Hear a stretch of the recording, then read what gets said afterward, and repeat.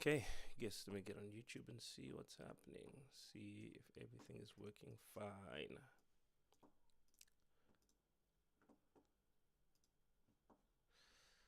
See if everything's working fine. All right. Okay. Looks like things are fine. Just maybe if you can write something. There we go. There we go. Okay. So if you guys can hear me, just let me know, please. Um, let's start with that. Make sure you guys can hear my mic. I see people saying hi. I'm just gonna type. Can you? Hi. Exactly right. Can you hear my mic? Please gain up my mic. It's super soft. Okay, got you. Let me do that first. Okay, okay. Let me know if this is better. Let me know if this is better. I'm gonna gain stuff up. Make sure it's good. Make sure you guys can hear everything perfectly. Make sure you guys are good. Let me try. Audio level is low. Okay, I'm gonna take it up. I'm gonna take my microphone level up and take this up even more. There we go. I'm just gonna keep chatting a little bit. There we go. Okay, great. Awesome. All right. Okay, that's good. That's good. That's good. Everybody having a great evening, I hope. This is just like yeah. Depending on where you are, I assume you are having the hottest day in the entire world, which is what today has been. Like literally, I don't think I've in my life experienced a hot day, which I probably have, but still, it just feels so hot. Yeah. It's the hottest day in the world. Welcome to the hottest day in the world on stream. I should probably start recording. There we go.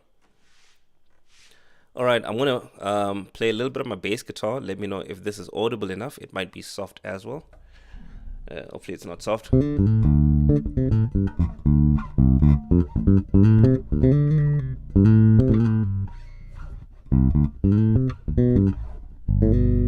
Is that soft? Is that loud?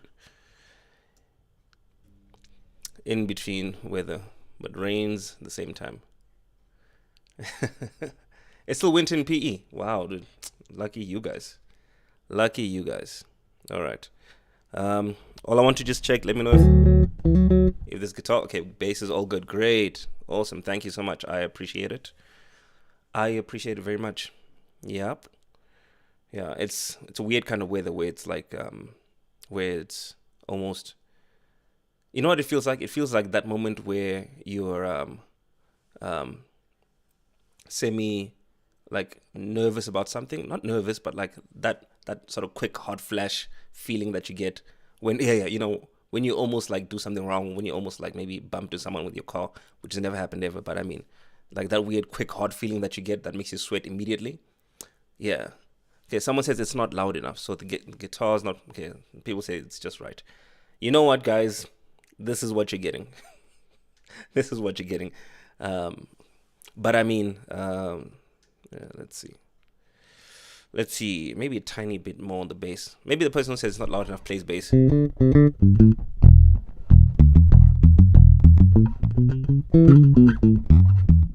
don't want to like distort everything. All right, it's sounding very good. Love it. Love it. All right. I wonder how we can see how many people are watching right now before I begin, before I get going. What is our number? What is our number?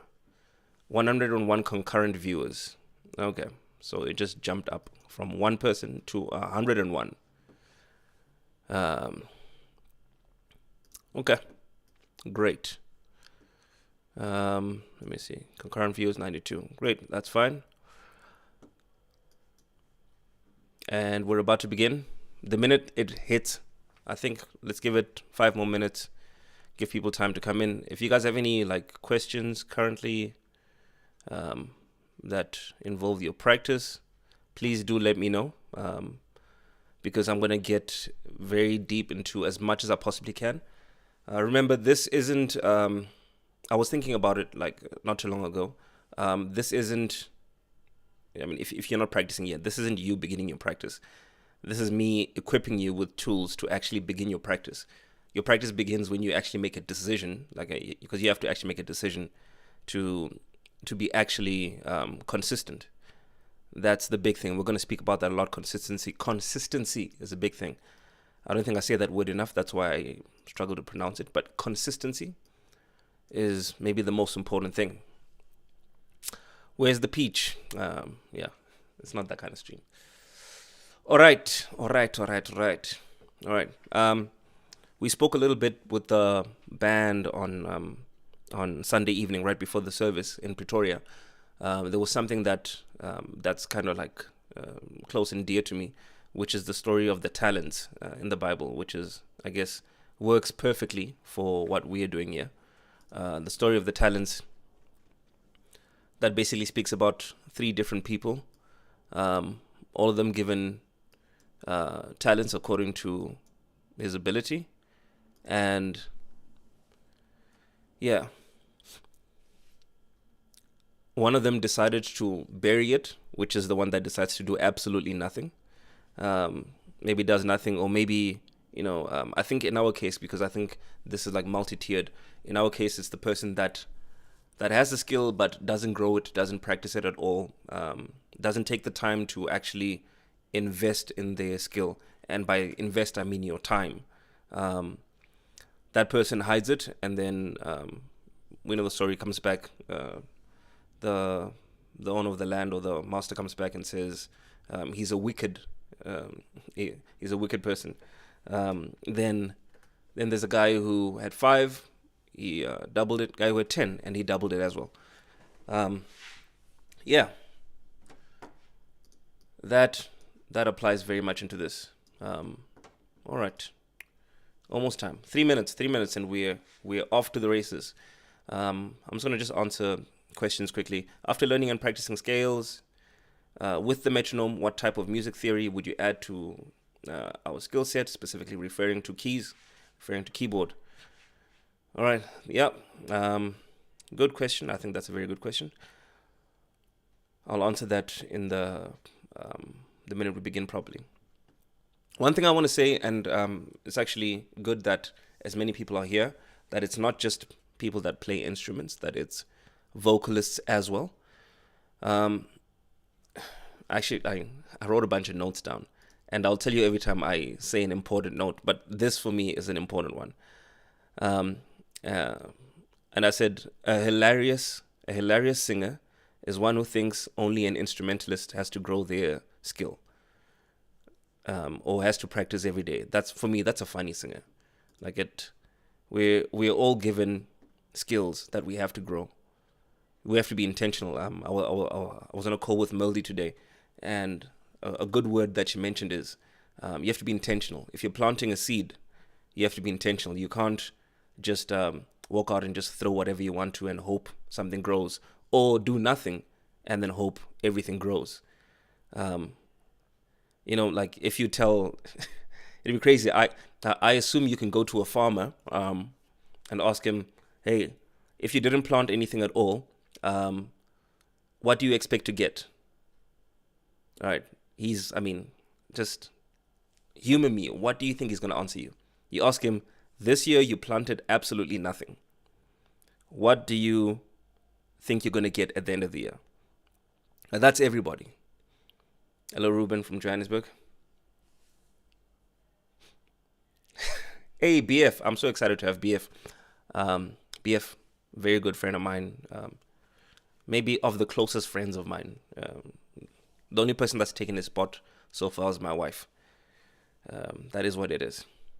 Again, please, I want to say, practicing isn't just for people that have instruments, that they buy. You as a vocalist have been given an instrument, and it's a muscle. It's a muscle. And a muscle doesn't grow unless you train it. You don't get better unless you practice it. It just doesn't work. All right. It's time. Let's get to work. I love it. Let's get to work. Let's get practical. Yes. Start with prayer. Father, I thank you that you will all the words that I speak now, Father, that they will actually touch people's hearts, Father. People will make decision to increase their skill for the good of your kingdom, Father. Thank you, Lord, that yes, when we make a decision, that you will take that decision, Father, and help us to stay on path. And even as we grow our skill, Father, we know that it will give you glory. In the mighty name of Jesus, amen. Amen. Yes. Okay. Yeah, I love that. Like, I think one of my favorite sayings, and I'm going to type it out now. I've said it to a lot of people. There's no steroids for music. That for me should make you very happy. There's no steroids for music. That means that I'm going to pause every time I see Melody say something, because I'm going to say what she says. The voice is an instrument. It needs to be played with specific techniques. That is 100% true. It's an instrument. It needs to be played with specific techniques. Okay, guys, there's no steroids for music. I love that, because that means that there isn't any unfair advantage. There isn't any unfair advantage that the person on the other side has. I can, if I want to, be very good. I can be insanely good. It doesn't have to be, remember, I'm going to say a few things again. Like I said, if I say something that I wrote down, I'll tell you, this I wrote down. You're not comparing yourself to anybody else, right? You're not comparing yourself to someone else. What you are doing is you are trying to figure out what the capacity is that God has put in for you. Now, like I said to the bands, I said to a lot of the bands, actually to our band in Pretoria on Sunday evening, we don't know what the capacity is that God put for us. We actually don't know. As a matter of fact, I'm going to assume that he put this infinite capacity of musicianship in me, right? Why not? It's like Pastor Art says when he talks about Pastor Tommy Barnett. The one thing that he wishes he did more was to take more risks, because every risk that he took, God seemed to fill. So what's the difference with us? It's okay. This is where I am now as a musician, and the terminology musician isn't a person that plays an instrument. It's someone that makes music. So if you make music with your voice, you're a musician. Yes. It's not, I don't have a cap. I don't believe that God created this cap. Like, okay, when he gets to here, he's done. He can no longer get better. I don't believe that that's the case. My lazy nature creates a cap, and then I lie to myself and I tell myself, yeah, I think that's how good I'm going to be. Or I just don't say anything, and I just back off, don't practice for a while, and sort of like rest on my laurels. There's every single excuse under the sun for why you can't practice. Trust me, if you think of it, you can make it.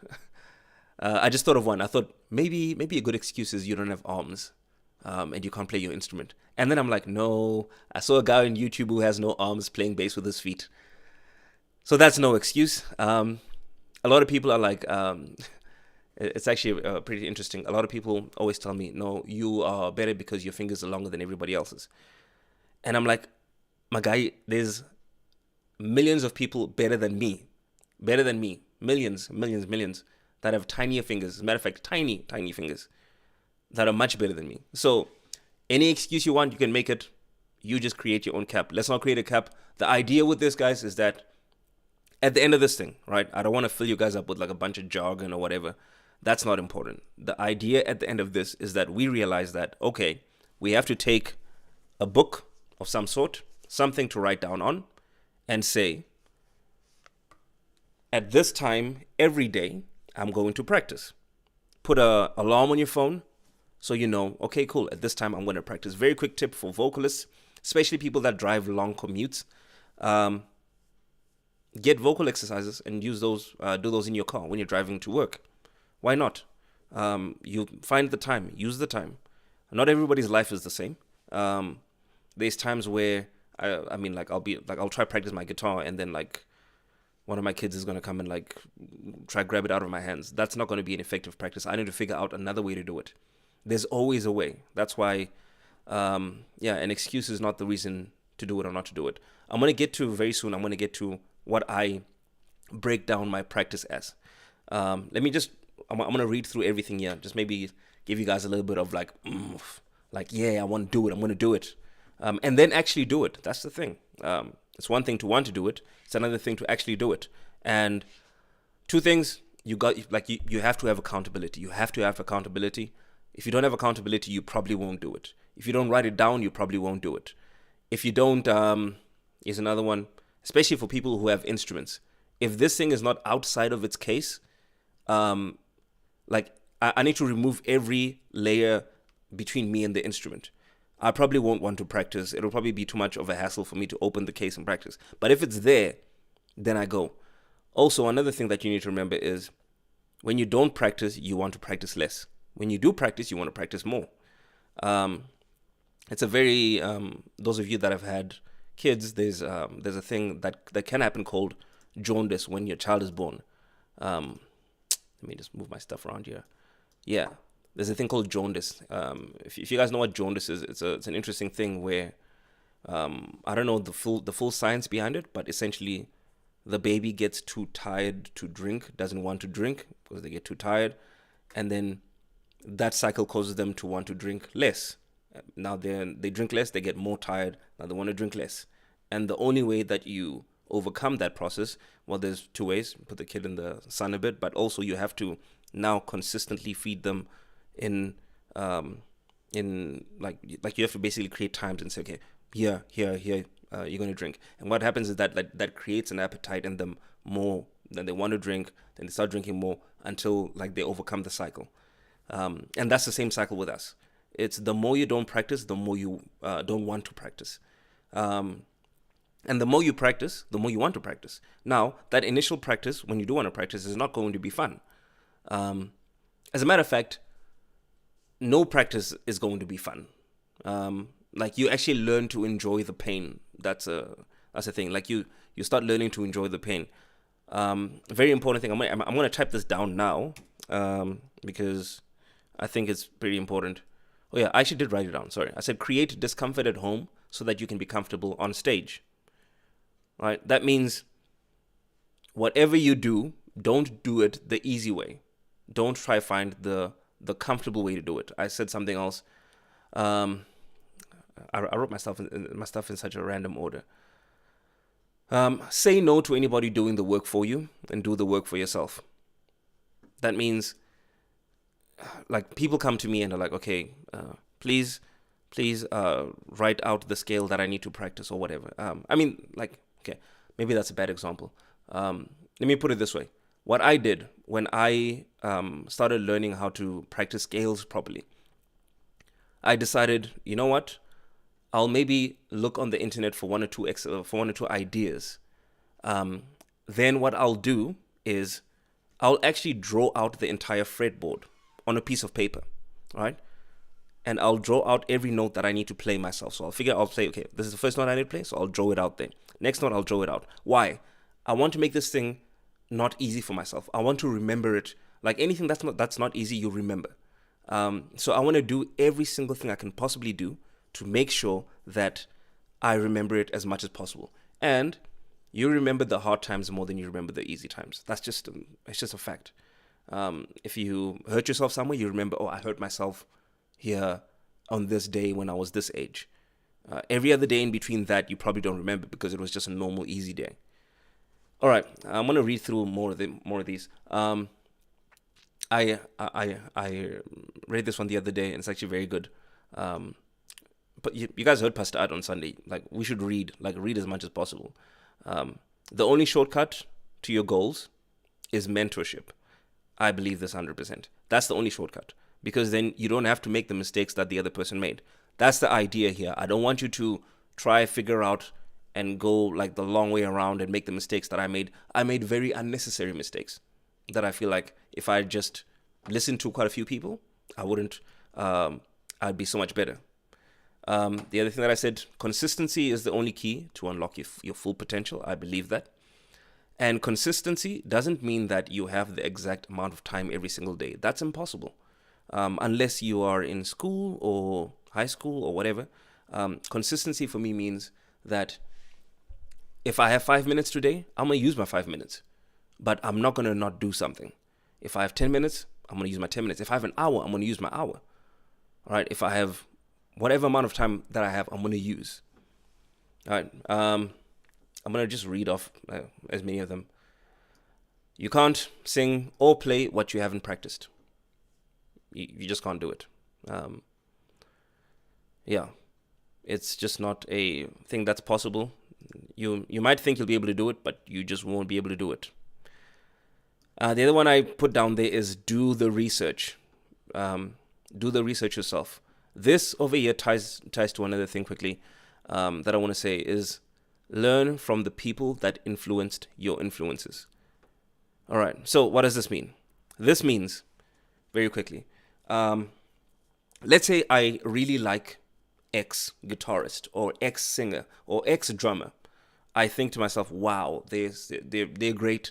I want to learn whatever they do. I really resonate with how they play or how they sing. I really love it. Great. Okay, so here's the question that I'm going to ask. First question is, all right, who did this person grow up listening to and what stuff did they grow up practicing? Why? Because if I only learn from that one person, I'm only learning a very small branch out version of everything that he's learned. All right. You will, trust me, you will learn so much more if you just take the time to, again, like I said, do the research.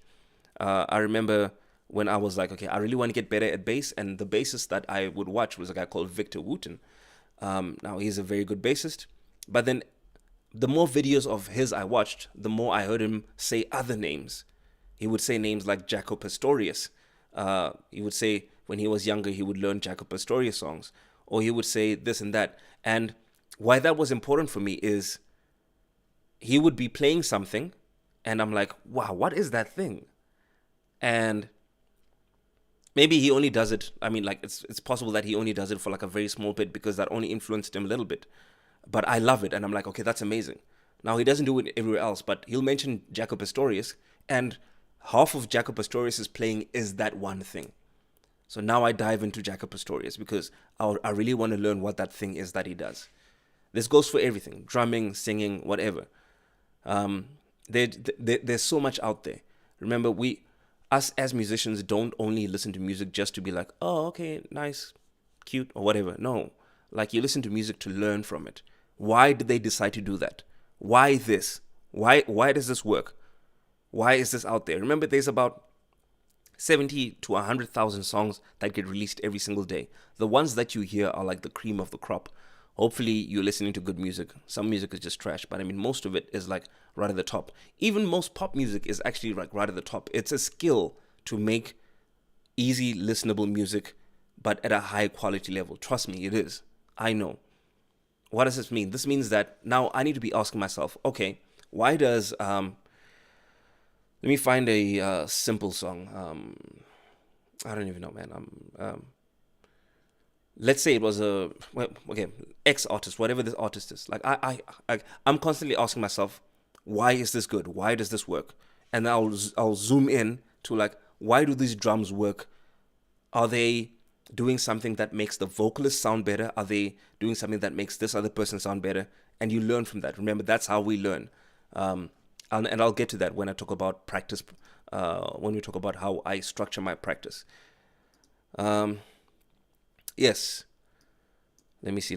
What else? I think that's about everything that I want to say. I don't want to say so many things that I confuse people.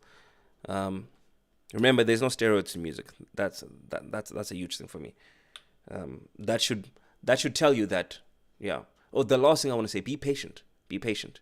Now, being patient doesn't mean do less or practice less and hope for longer. That's not what patience means. Being patient means even if I don't see growth in the next week, I will continue doing what I'm doing or more, right? Patience is knowing that I can't see the the tree spring up, but I put a seed in and I'm watering it, right? If you stop watering it, it dies. There's so much happening around it. You can't rely on, okay, it's going to rain. What if it doesn't rain? You have to be the one that goes out every single day watering it at the right time, watering at the right time, watering at the right time. And then before you know it, it starts to grow. But now the thing is, here's what happens. It starts to grow and then people stop practicing. They're like, oh, okay, cool. A little like leaf is out or whatever, like a little stem is out. I don't have to practice anymore. No, it's going to die there. Now you need to be even more consistent. Let's go. Okay, same thing. You're going to do the same thing. A lot of the greatest people are people that did the same thing and continue to do the same thing, and then it just compounds and it grows. Anything that you Google, if you want to start Googling stuff like secret ways to this, secret ways to that, that's already going to be a lie unless the person tells you the only secret is to be consistent. Just make sure, please. Yeah, that's the cheat code. That's the only cheat code. The cheat code is consistency. You got to water it every single day. Every single day. All right, so yeah. Now, here you are. Look, like I said again, people's lives aren't the same. My life when I was in school is very different to my life now. My life when I just started working is very different to my life when I was in school. When I was in school, I thought I had no time. And then when I started working, I was like, my goodness, I had all the time in the world when I was in school. You always have to just figure it out. You have to figure out, okay, I have this much time now, so let me work it like this. I'll get to, I don't know if I should even say it. No, I don't want to say that. Yeah. Let me leave it at that. I'll get to other stuff. I don't want to go so deep that people think that they don't have to practice. Like, you have to practice. All right. Okay. So let's talk about how I structure my practice. All right. So, and this is basically, we all have a time where we were like, okay, we worked super hard to develop our skill. What I equated to is when you're walking down the street and you don't know what's around the corner. You just don't know what's around the corner unless you keep walking and you get there. All right? And practicing sometimes is a bit of a blindfold game because you don't know how far you are away from the corner. But when you get there, you're like, oh, wow, this is a beautiful city. Great, this is new. And a lot of times when you finally get to that point, you unlock a huge part of your playing. I remember speaking to BF, and he told me that there was a time where the church used to have, in Bloemfontein, we used to have a bunch of lead guitarists, and all of them left. I think it was all in the space of 1 year. And then he had to now sit down and practice and make sure that if he's called upon, he's the guy that like he's going to be the guy. He's not going to fail on his first shot. So what he did is he made sure that he had, he put the time in. It's one of those. It's always one of those things. It's like the Bible says, obedience is better than sacrifice.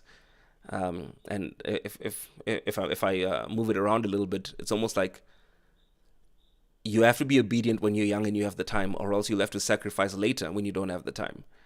And it is what it is. Like, sometimes, just like anybody else, that's why I'm telling you guys this now. Some of us have to now sacrifice, and some of you guys have to be obedient. Like, it just is what it is. So in my, I guess I would call it like peak practice that helped me break out of essentially what was my cocoon phase or pauper phase as a musician.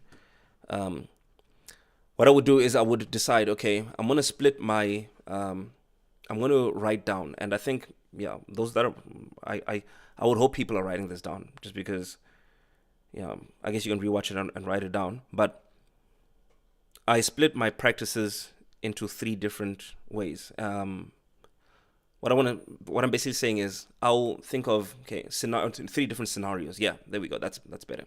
Scenario number 1 is I have all the time in the world. All right. Scenario number 2 is I have a moderate amount of time. Scenario number 3 is I have absolutely no time. Now let's talk about scenario number 3 for a second. Scenario number 3, me saying I have no time means I have at least 5 minutes, right? I can sleep 5 minutes later, right? I'm not going to be 5 minutes more tired tomorrow. Like 5 minutes, 3 minutes, 2 minutes, 1 minute, 6 minutes, it's all going to feel the same, right? So I at least have 5 minutes when I have no time. That's what I call having, I had no time. So I've got 5 minutes. All right. Then I have,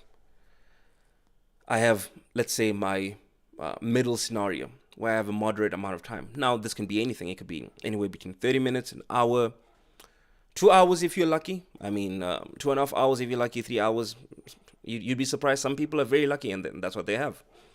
Some people only have 30 minutes, but that's fine, right? All of those things, the amount of time, honestly, that you have matters less than your consistency. Your consistency is the most important bit, right? And then I have a scenario where I have all the time in the world. Now, if I have all the time in the world, then for me, it was, I had 2 hours. And sometimes I would say maybe on a Saturday I would have even more, but I would like then cap that at about 2 hours, 3 hours. But I would know that, okay, cool. This is the times that I put aside for myself. Then this is what I do. Then I say to myself, okay, I'm going to, let's first talk about the time when I have no time. When I have no time, I only do one important thing, one important foundational thing, the only important foundational thing in music, which is scales. If I'm not doing scales, then as a drummer, I'm doing rudiments. I'm doing a paradiddle, or I'm just doing singles or whatever for doubles for the period of time, right? So I'm just doing scales. I'm just doing the thing that keeps my musical foundation good. I'm literally just, let me see if this thing is even audible. Okay, that's the easy version of it. I'll go to like a harder version. Let me just move this way. Like I'm holding my bass funny. All right. So I'm literally just doing scales, right? If I have no time, if I basically say, you know what, I had absolutely no time today. It was a busy day. It was just crazy. I just want to get home and sleep. Just go home, put my metronome on. I want to say this as well. If your metronome is not on, if I'm being mean, I'll say, if your metronome is not on, you didn't practice. If I'm being nice, I'll say, if your metronome is not on, you didn't practice correctly. All right, now, there are exceptions to that rule. There are exceptions. But your metronome has got to be on for most of your practice, right? If you're still figuring something out, like if you absolutely have no idea how to do a major scale or any kind of scale, and like, I mean, don't get confused by the terminologies. Terminologies right now don't matter, but I'm just like throwing it out there.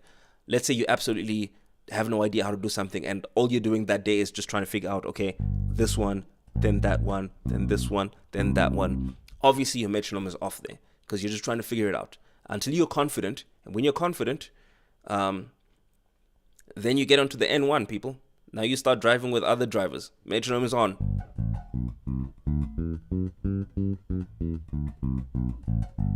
All right, your metronome is on. Everybody has a metronome.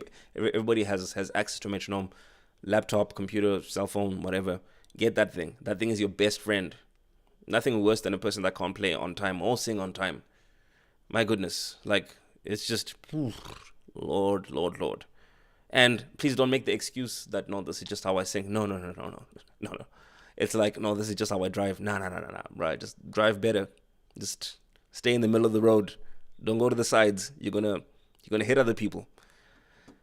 Yep. All right. Okay. So there, we talked about when we have no time. All right. Are we still good? Are we still alive? I don't want to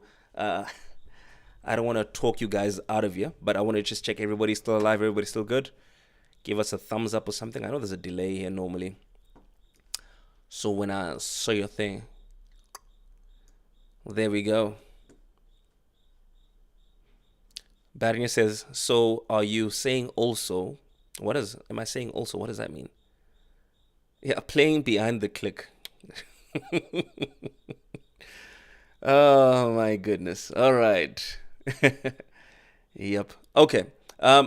Guys, I do want to say everything I'm saying now, right? It's not, this is foundational stuff. What that means is if you don't practice, and if you don't practice correctly, let's start here, right? I'm sure that there are people that have fancy ways to practice already, meaning there are people in the band that are better than me at their instrument. Surprise, surprise, they exist. They are. And they have a way to practice. It might not be exactly this, it might be a variation of this. But I'm going to grassroots level, people. I'm not fancying everything up. I'm making it simple so that we all start. And if you only did this for a month and you do nothing now, you'll be better. You'll be double as good as you are. Double as good as you are. Listen to me. I'm not selling you dreams, people. I'm not selling you dreams. I'm selling you reality. If you don't practice and you start practicing now and you just do this, you'll be double as good as you are. If you do it for a year, literally everybody is going to be like, oh, wow. Like, as a matter of fact, they'll forget how bad you were if you were bad. I'm just saying. Man. Mildy. Most important tip for practicing scales: make sure you sing the correct semitone with each exercise. 100%. If you sing an off-pitch semitone, your voice will remember the off-pitch semitone. Then the exercise becomes redundant.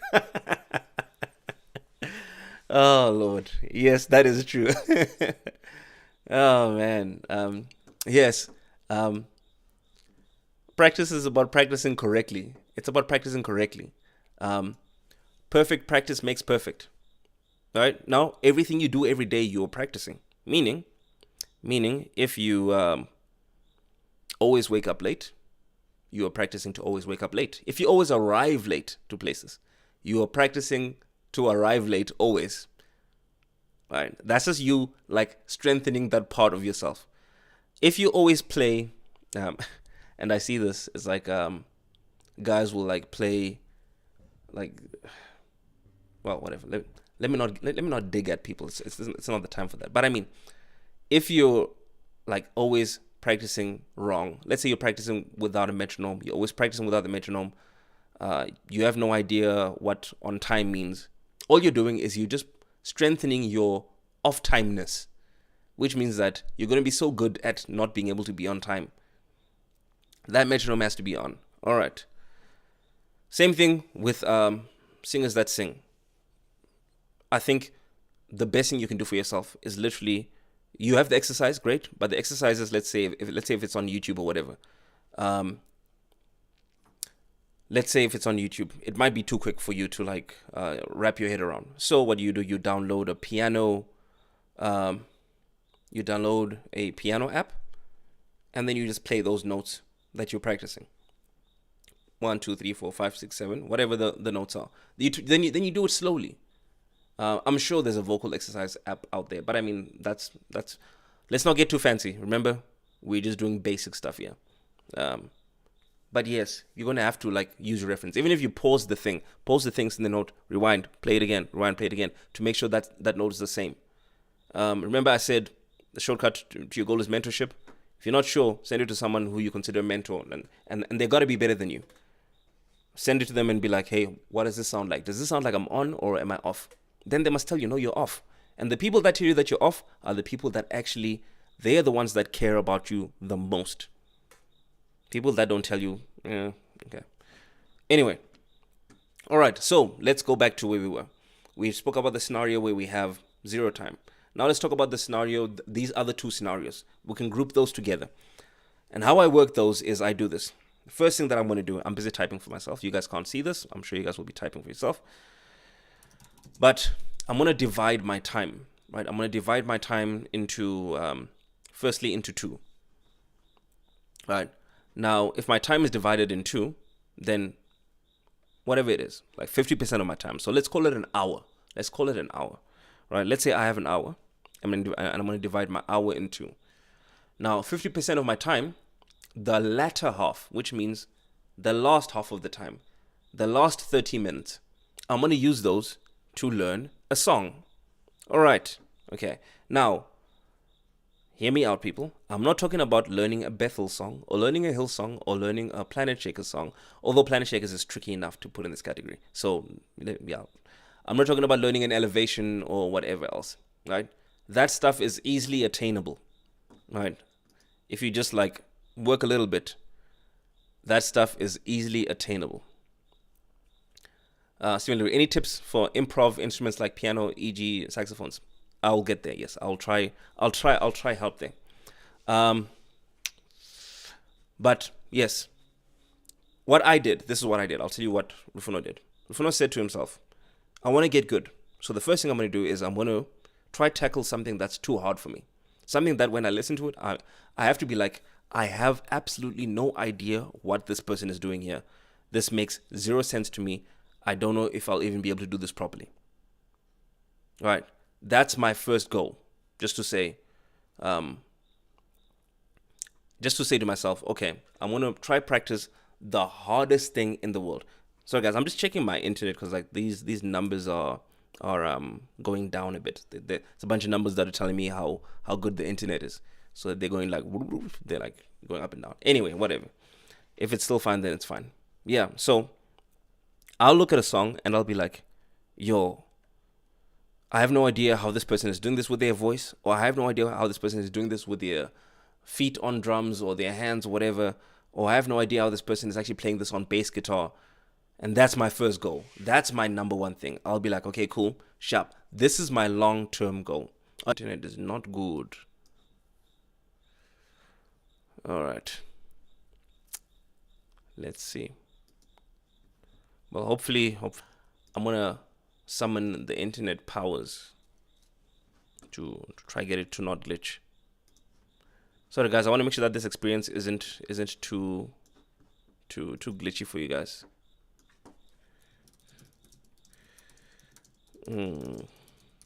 La la la la la.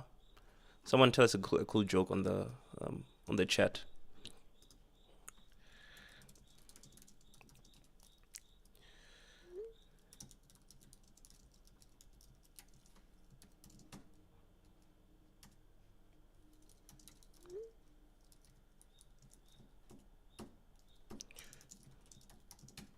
All right, okay. I'm here. So, this scenario where the song is too difficult for me, I have no idea how to play the song or how to sing the song. That's good because this is my long-term goal. All right, what it does is it gives me a new bar, right? It sets me up on a new bar. Yeah, pray over the Wi-Fi. Come on, hallelujah. This is my new bar, right up here. I'm trying to move my hand there. Bam, right up there. Everything else becomes here, right at the bottom. Every Hillsong, Bethel, whatever, like it goes right down there, right? Because as I'm like pushing for this difficult song, everything will become much easier, right? And you're gonna say, okay, how in the world will I even like learn how to play this or how to sing this? You do everything in your power, everything in your power. What I did is I looked up all the tabs. I looked up everything I could possibly find on the internet, any video I could find, anything I could find about it. That's what I would do, because now that's my only goal, right? Breaking out for other people. Sorry about this, guys. This was supposed to be, I'm trying to like plant all my crops. Let me see.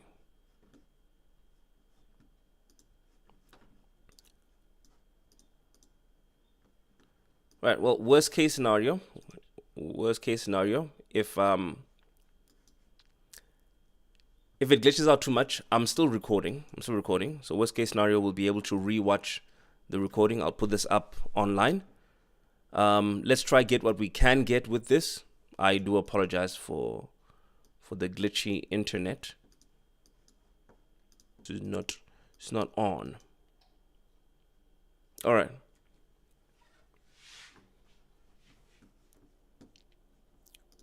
Let's see here. I'm trying to answer a quick question. As a music director, how does one deal with members that don't practice, be it set list or respective instruments that they play? You encourage them to any way possible to help this person get encouraged to practice, and you make sure that they know that you aren't budge on your position, right? You don't budge on your position that people need to practice. You don't give it leeway, but you do it in a loving way. You make sure that they know that you have to practice. Every single person has to practice. That's just it. All right, okay. So, yeah, move the keyboard into your living room. All right, let's talk about yeah. So you do anything possible. Now I want to go back to now we spoke about the latter half of time, the last 30 minutes, and then let's talk about the first 30 minutes, right? Now I want to split those in two as well, right? I'm gonna split that time because we have an hour, right? So that's the first 30 minutes. Split that in two, so you have 15 minutes, 15 minutes, right? Your first 15 minutes, what I want you to do is I want you to do a warm up. Very simple, just a warm up, right? Then the next 15 minutes, I want you to work on a technique.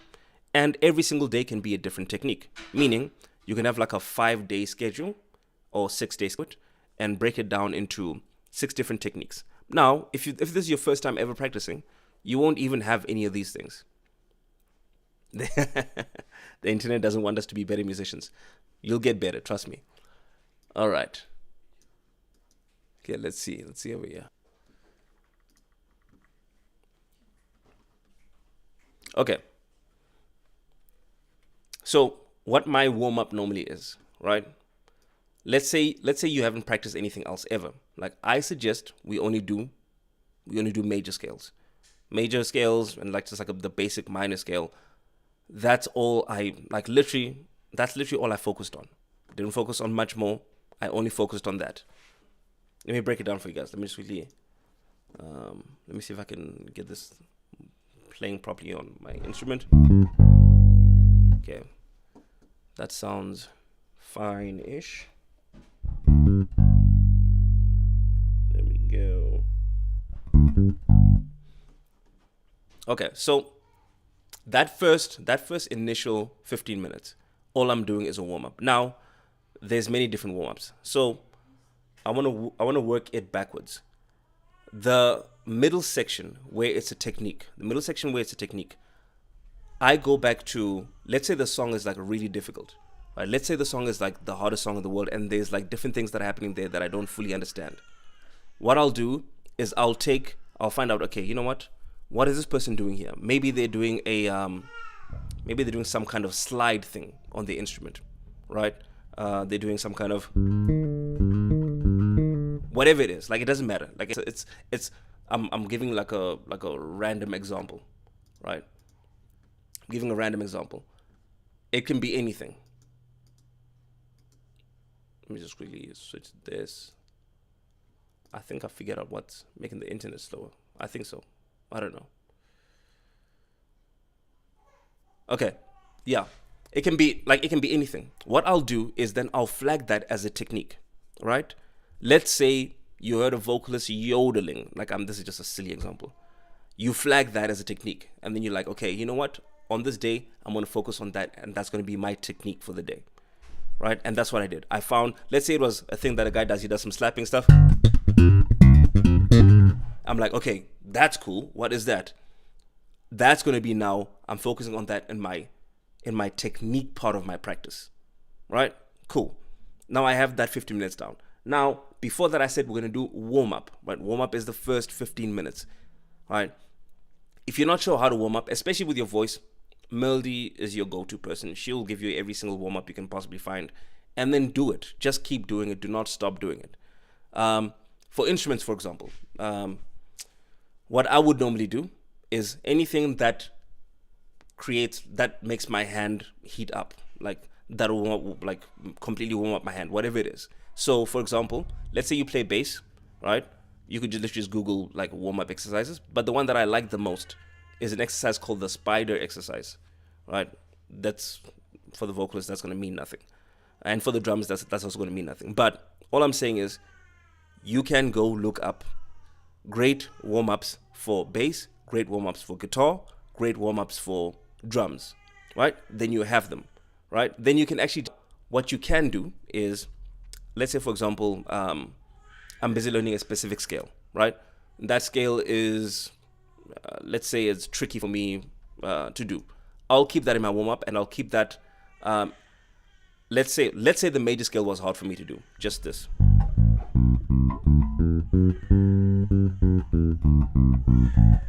Let's say that's hard for me to do, right?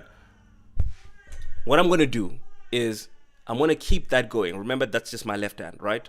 When I get to my technique part, I'm going to apply whatever technique with the same scale.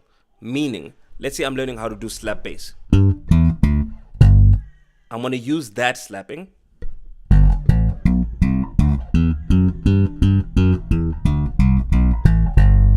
going to do the same. So I'm going to literally... What the point I'm trying to get across is I want to find ways to homogenize, if I can put it that way, that all my stuff, like I'm learning from that one song, gives me a warm-up, gives me a technique, right? That technique becomes my new warm-up. When I've mastered it, becomes my new warm-up. Then I find what else is difficult in the song. There's another technique. Then that becomes my new technique. Once I've mastered it in my technique section, I'm going to move that to my warm-up, right? And it's a constant growth. Like, you're always going to be moving these things around.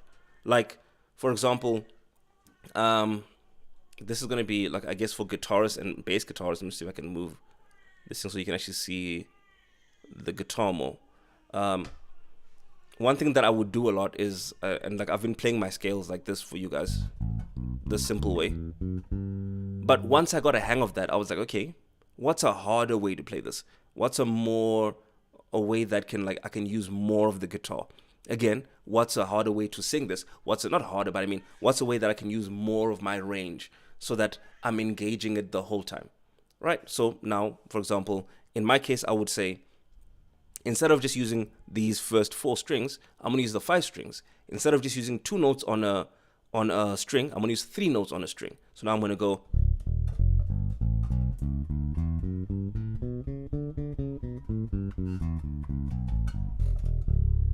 right? And that now becomes my practice. I'm going to use that consistently, right? So I'm not even going to go back to the basic way of doing it, right? I'm now going to stay with whatever the hardest way was I could do it. Because, like, I want to make sure that when I'm practicing, I'm engaging as much as possible. Okay, question. How do you know what is suitable for warm-up when selecting one? That's a good question. So if you've never warmed up before, my suggestion would be, and this is for, I'm not being specific on vocalists, right? On instruments, I would always say, let's just start with the major scale.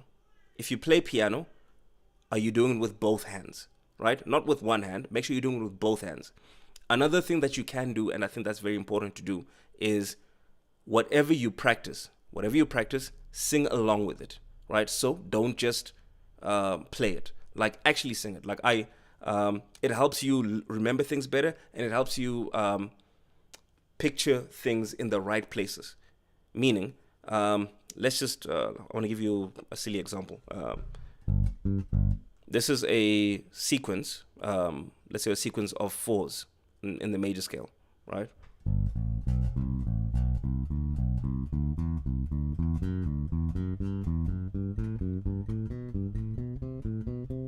Right, so all I'm doing is I'm going 1, 2, 3, 4, 1, 2, 3, 4. But if I want to be more effective, when I practice it, I'm going to sing it as well. This is great for people that play and sing as well, but it's also great for people that just play. So I'm just going to play it. I'm going to go, excuse my singing, but I'm going to,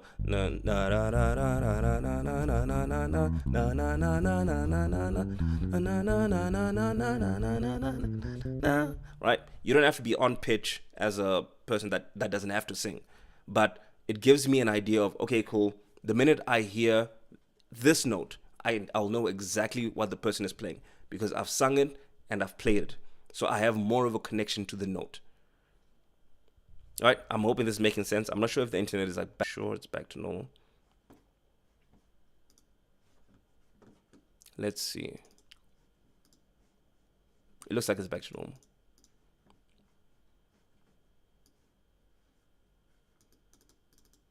Get the chat thing back. Okay, there we go. Okay, good.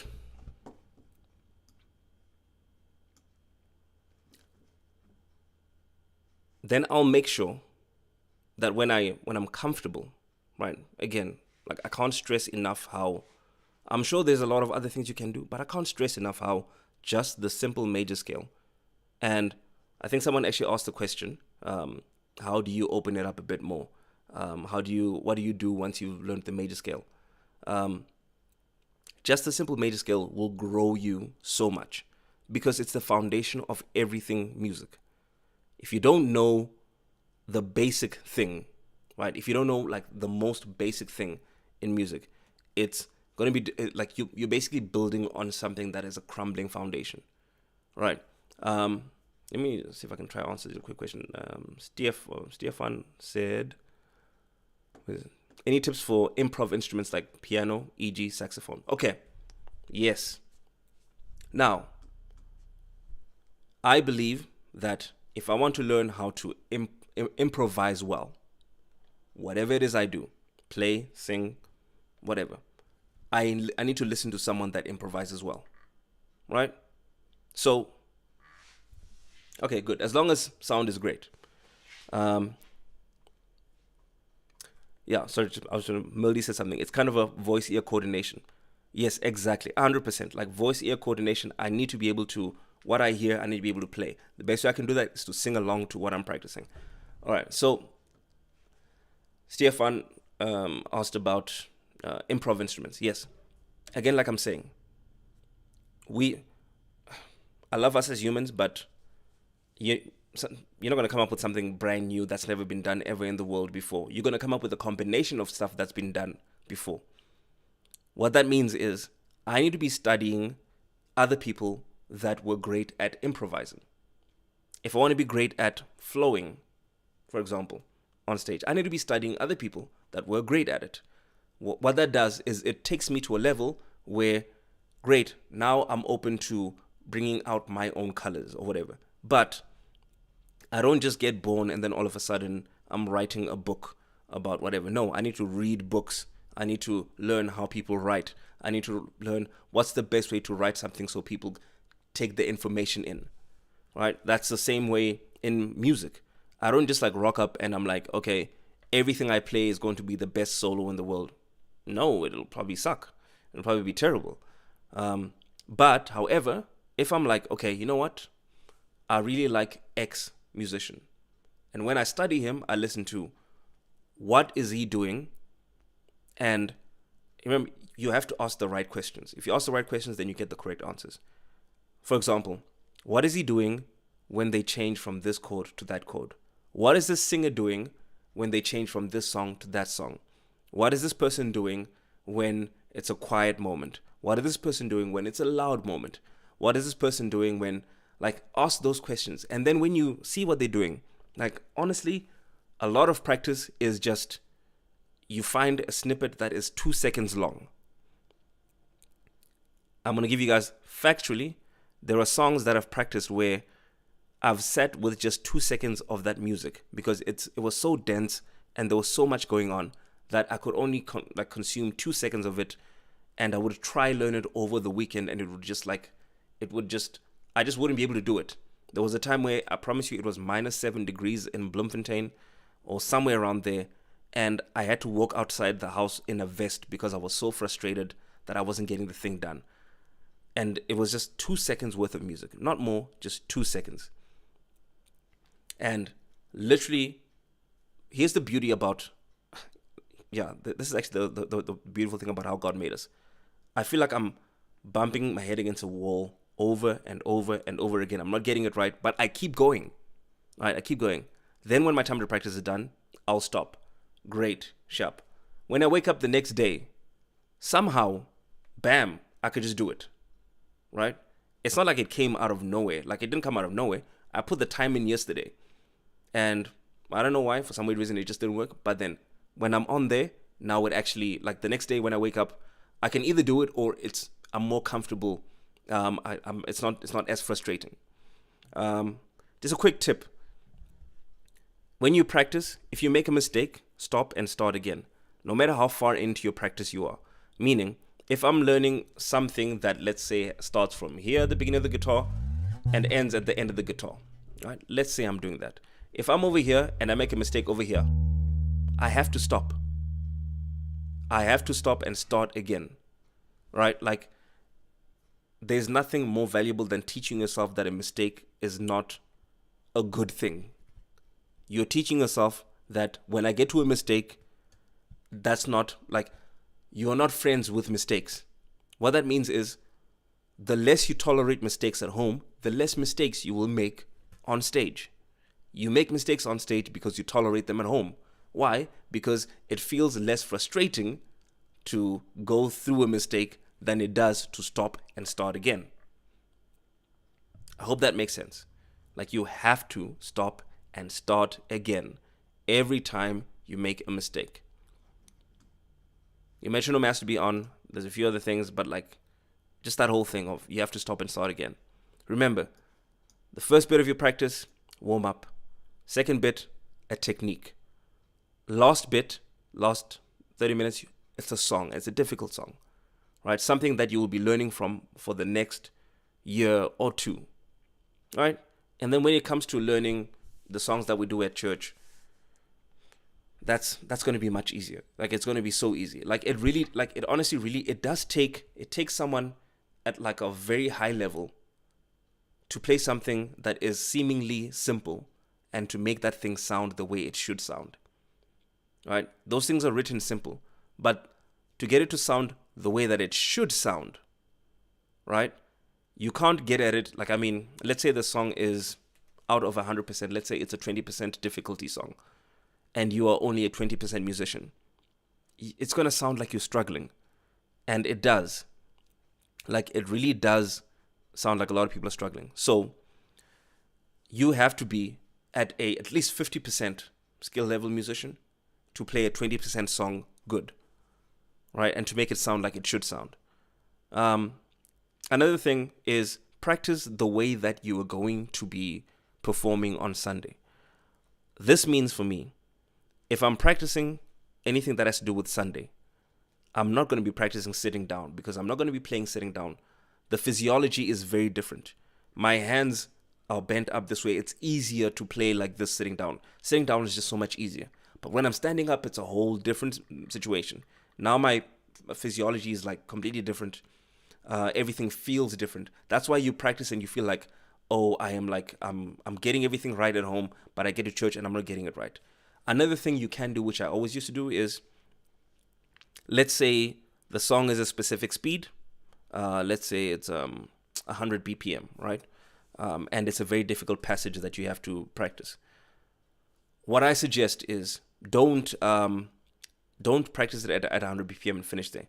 Practice it very slowly to make sure every one of your notes is correct. Listen here. Okay. So, very interesting thing on an instrument. And hopefully this teaches something to everybody. This note over here on my guitar is a G. Now, those of you that know that this, what I'm pressing isn't 100% a G. Right? Move my finger here closer to the fret. I am now actually closer to the proper G. Everything else before this is getting me closer to F sharp. So over here, this is the perfect place to play a G. Why is this important? Right? This is important because notes over here. As a matter of fact, you can hear it's buzzing. I don't want that. I want it there on the perfect spot.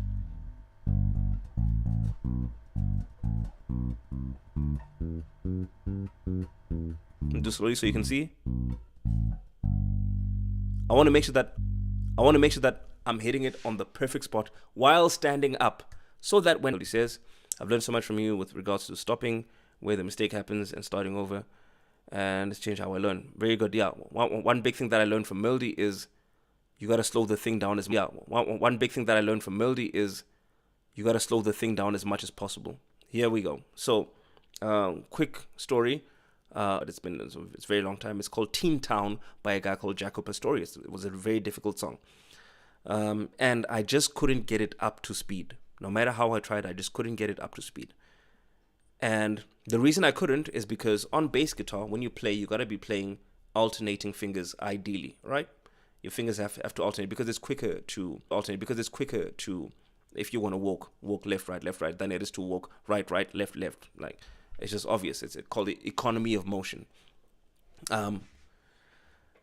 So if you are like, I was like trying to get that song to speed and I just couldn't get it to speed.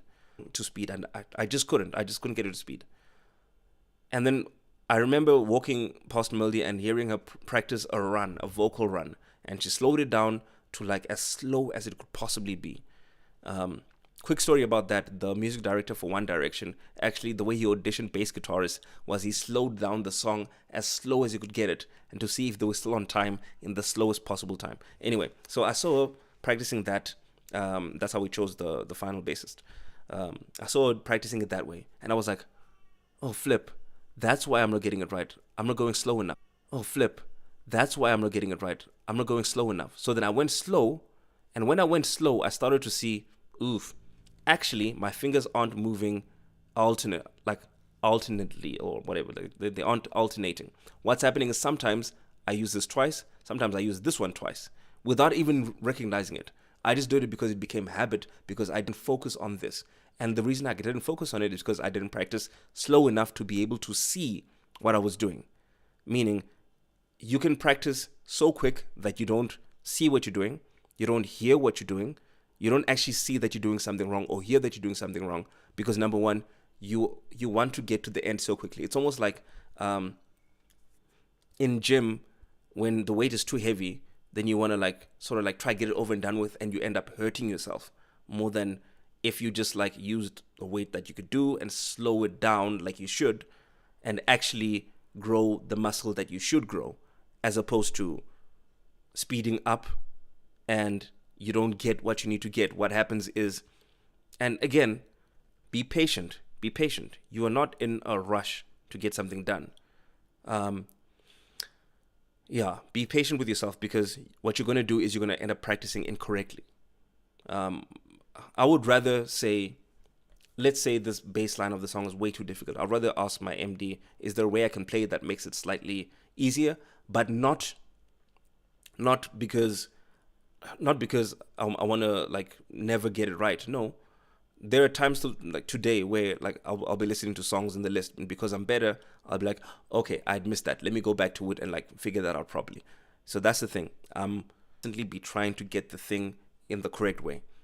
Remember, our skill level hasn't capped. We're not capped as musicians, as singers. We can grow. Like, it's easy to grow. It's BF says slow down to get the part down. That is 100%. You have to.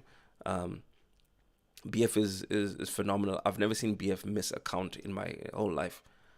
We could all have not heard the count, and BF starts the song right on time. It's insane. But yeah, look, let me try to answer a few more questions, because our time is going to run out very soon. I don't want to keep you guys longer than I have to. How can one improve as a singer on notes which you would normally struggle with, e.g. high notes, without doing harm to your vocals? Melody is your go-to person right there. Awesome advice on the physiology. I know myself that way I practice a worship one song in isolation at home comes out totally different at practice or on a Sunday after jumping. Exactly. It comes out completely different. This is how I practice as a music director. This is going to sound silly to you guys. Is I realized that when I was younger, that if something else plays, if any other kind of music plays in the background, I completely lose time with my metronome. Now that's a problem, because as a music director, I don't want to be focusing here. I want to be focusing out there. So what I would do is I would actually put distractions on for myself. I would like take the time to say, okay, you know what? I'm going to pause myself for a second before I even go here. So this is what I wanted to say. If you can get something down 7 times in a row, that's the thing that I said for myself. If I get it down perfectly 7 times in a row without making a mistake, if I make a mistake, I stop and I start again. But if I get it down 7 times in a row, then I know I've got the thing down, right? It's not I've got it down when I can get it right. You got it down when you can't get it wrong. All right, let me go back to, I forgot now. Listen, that like I push myself on a different thing, but I feel like, that was more important. If you guys can remember what I was saying, you can just like put it in the chat. But anyway, either way. Oh yeah, I was talking about distracting myself. Yes, as a music director. So I'd be like, okay, cool. Sometimes I play little games with myself. I'll play a thing, whatever it is, or I'll sing a thing, and then I'll put something else on. All right, something completely different, something maybe even like distracting completely. And if I can still stay on my metronome thing, still do my thing, sometimes I'll even put my metronome off, right, and then put it back on to see if I'm still on time, or just turn the volume down, right, while something else is playing. I suggest you do this like way later on down the line. But again, the reason I do this is because there's a lot of distractions on Sunday, and I don't want to just like hope nothing goes wrong. No. I want to prepare for anything that could possibly happen at any time. Yeah. I didn't go into like a lot of like what scales should you play here, what scales should you play. Honestly, for me, okay, what was I supposed to say? After learning scales with the metronome, what type of music theory should we learn, specifically referring to keys? Honestly, I would just go to I would then just start again. Like really, is for me is I like to approach it as doing the research. I'm sure there's better ways to do this, but my way is I hear something I really enjoy, and I'm like, okay, I really need to learn that. Now I start figuring out, okay, what is this thing? Right, what is this thing that this person is doing? Find out more videos about it. There's a lot, like YouTube is full of videos now. The only issue with YouTube at this point, is that there's so much stuff that you'll get one of those, like if you aren't focused, right, you'll just get like diverted. Like everything in the world is made to distract you, meaning to distract you even from your skill level. You want to practice, but then Facebook comes up. You want to practice, but then this other thing comes up. You want to practice, but then you don't feel like you're good enough. There's always stuff. Like you have to create like a proper mental fortitude. You have to set time aside. You have to decide this is what I want to do. You have to set a goal for yourself. How does one deal with nerves when time comes to actually play the song? No matter how well I have practiced, it always seems to pop up during the most inconvenient time. There will always be nerves. There's not a time where there are no nerves. One of the best things that you can do is put yourself in as many difficult positions as possible. Again, like I said, I try to practice the song sometimes much faster than they'll ever be, just so that I know on stage they'll feel fast. But I know that, okay, even if it does feel fast, I'm still fine. One of the first songs that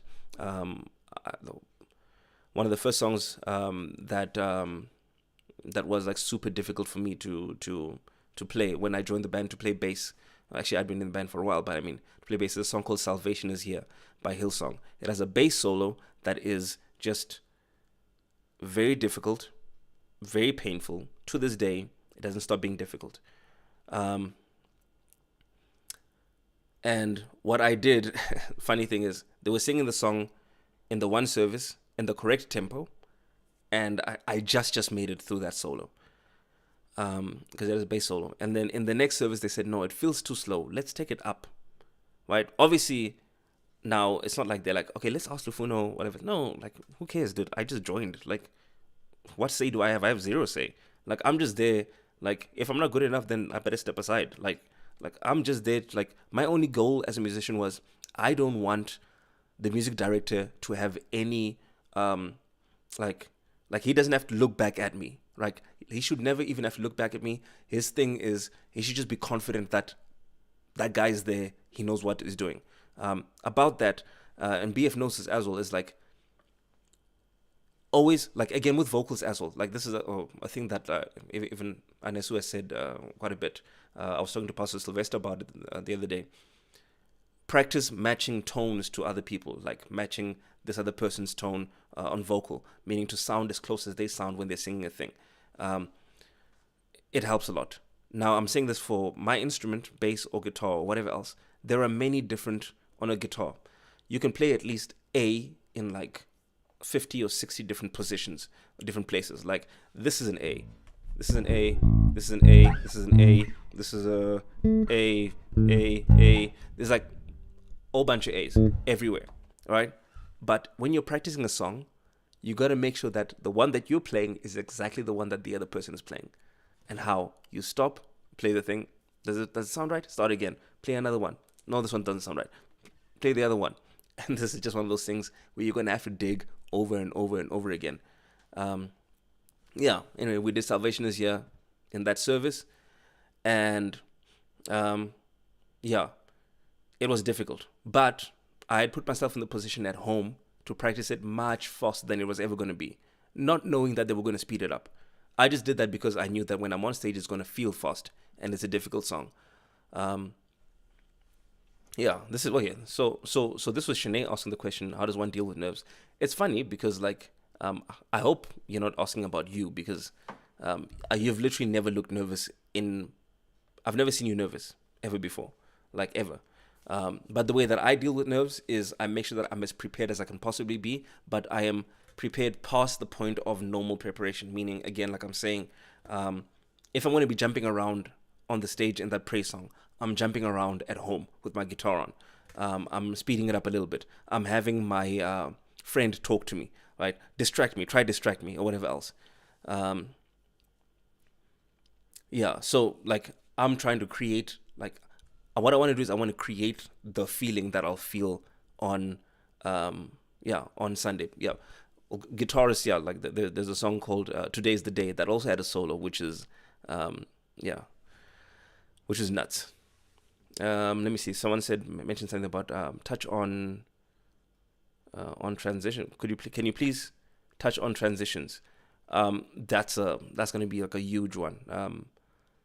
I can't really mm,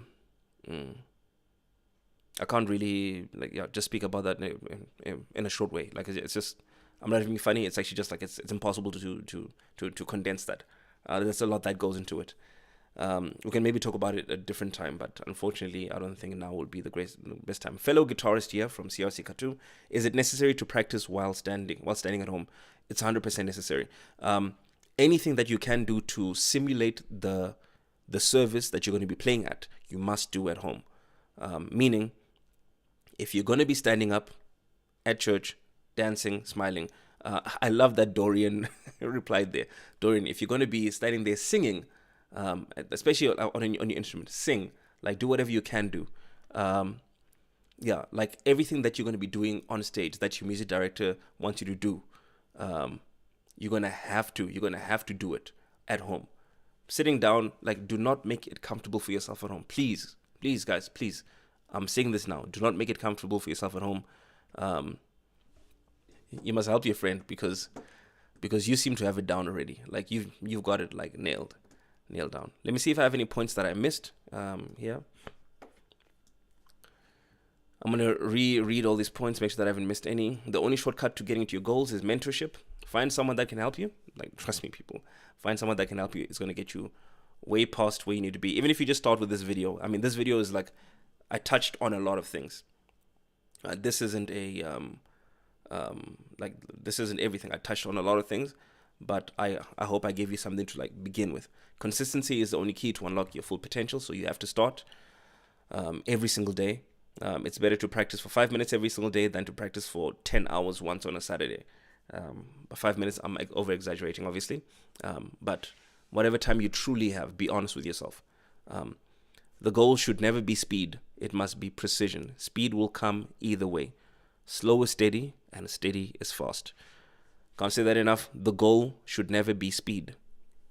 Don't mess up. I remember playing in this one band, and the guitarist was like super fast, but like he would fool all his friends except for me, because like literally I would be like, wow, you played 100 notes, but 70 of them are bum notes. They're all wrong notes, and 30 of them are correct. Everybody's clapping, but like they can't tell that like 70%. Again, the goal is never speed. Your goal is precision. So you practice things slowly. You make sure that like the note that I'm singing is correct. Speed will come either way, and that's the funny thing is speed. If you decide to practice wrong, speed comes. So you get really fast, but sounding bad. Slow is steady, and steady is fast. Again, a hilarious singer is one who thinks only an instrumentalist has to grow their skill. And you can't play what you haven't practiced. Learn from people that influenced your influences, and do the research yourself. Right? Say no to anybody doing the work for you. One of the best things that you can do right now is that if you just go into ChatGPT and be like, I know major scales, what's next? If you hear me say something random at a rehearsal, write that thing down. Go home and Google it. It's going to be much better for you than me telling you what it is. Create discomfort at home so that you can be comfortable on stage. Right? Create discomfort at home.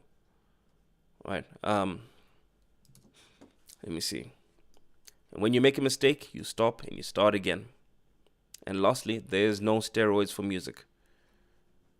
Somewhere out there, someone is practicing when you're not practicing. And when they meet you, they'll beat you. It just is what it is. It's funny. It's like we stop practicing, and then someone like arrives and they're better than us, and then we're upset. It happened to me. It happened to me. I had to get over myself and start practicing again. And yeah, again, it's like right now there's no real excuses. If you want to get good as a musician, you'll get good. Yeah, I think that's it from me. That's it for me for tonight. If you have any questions, like, you can reach out to me, and I'll help out as much as I can. And if I have to, then we'll do another live. But I believe I'm gonna have Melody do one, maybe next week Monday, for vocals. Working off of what we started here. She's brilliant when it comes to training up vocalists. When it comes to skill and exactly what you need to do. You either take it or you don't take it. If you don't take it, we can hear how you sing. BF, speed without precision is like driving a Lamborghini over a gravel road. It'll be fast, but very shaky. Oh man, that is so true. That is so true. Right, everybody, thank you very much. I'm gonna call this a night. Thank you for your time, and let's get to practice. Write it down in your books. Write it down. After this, if you haven't written down what time you want to practice, you're not serious. You're not serious. Write it down. Like, put it down in your diary now. Take out your diary and say, okay, cool. Like, make time for it. Make time for it every single day.